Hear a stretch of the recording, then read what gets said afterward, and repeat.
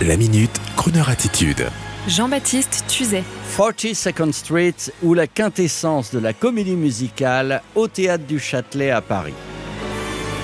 Chers amis, tout d'abord, une belle année, une bonne année, une chaleureuse année à tous, et ravi de vous retrouver et impatient de vous parler déjà de l'un des plus beaux spectacles de la saison qu'il m'ait été donné de voir.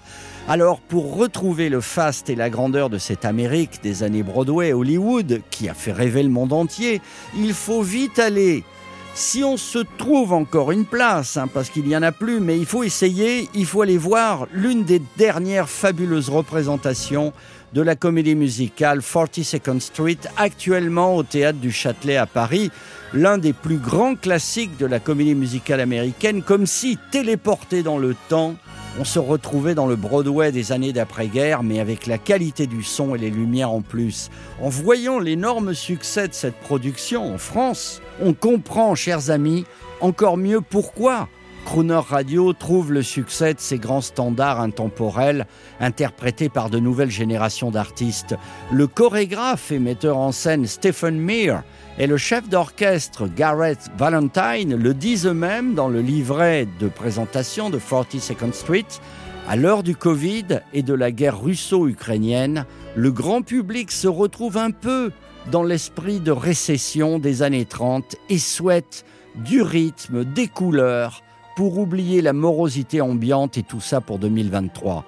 42nd Street est une comédie musicale présentée à Broadway, je le rappelle, en 1980, mais qui bénéficiait des musiques de la grande époque signées Harry Warren, une sorte de mise en abîme des grandes heures de la comédie musicale américaine qui faisait oublier au peuple américain les heures difficiles et la Grande Dépression des années 30. L'action se déroule en 1933, justement. Un musical se monte avec toute une troupe, financée par un milliardaire qui, bien sûr, impose sa protégée dans le casting, jusqu'au jour où une jeune et fougueuse chanteuse-danseuse arrive toute fraîche de Pennsylvanie pour participer au casting.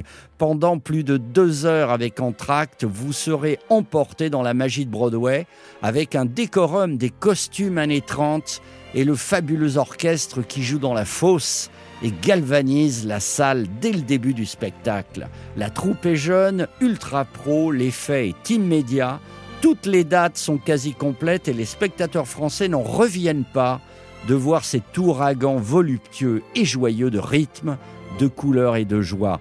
L'humour, le second degré sont là aussi. C'est une grande leçon de métier et de talent, allez-y. Une occasion également de saluer le Théâtre du Châtelet qui a initié cette production dès 2016, qui a attendu le Covid pour la réaccueillir en 2022. Avec nos confrères de France Inter, nous ne pouvons que vous engager à vite aller voir cette merveille au Théâtre du Châtelet, et sinon ce sera pour l'année prochaine. Ladies and gentlemen, let's have fun and good time for the new year. Come and meet those dancing feet on the avenue I'm taking you to, 42nd Street. Hear the beat of dancing feet. It's the song I love, the melody of 42nd Street. Little nifties from the 50s, innocent and sweet. Sexy ladies from the 80s who are indiscreet. Side by side, they're glorified, where the underworld can meet the elite on 42nd Street.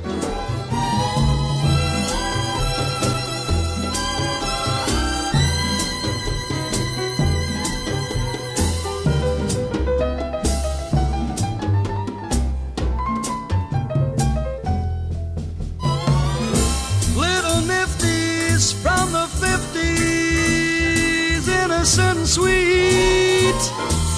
Sexy ladies from the 80s who are indiscreet.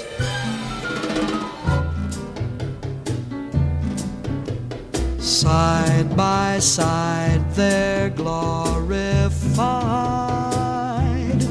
where the underworld can meet the elite. 42nd Street, 42nd Street. Naughty, bawdy, gaudy, sporty,